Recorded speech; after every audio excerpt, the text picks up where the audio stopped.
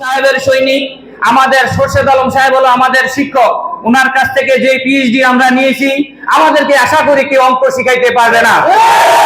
ইনশাআল্লাহ আমরা যেভাবে আপনার পাশে আগেও ছিলাম, ভবিষ্যতেও আপনার পাশে থাকবো। যোগদল সব সময় অগ্রণী ভূমিকা পালন করবে ইনশাআল্লাহ।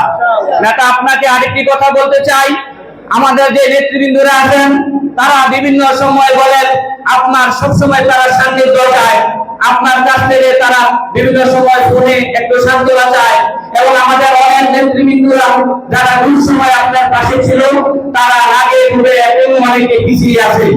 আমি নেতা আপনাকে উদাত্ত আহ্বান জানাবো, আপনি কষ্ট করে যখনই সময় পাবেন একজনকে করে ডেকে তাদেরকে আবার সামনের সারিতে আনবেন।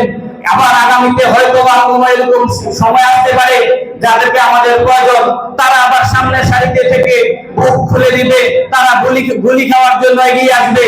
আমরা এমন নেতা কর্মীদেরকে পিছনে রাখতে চাই না।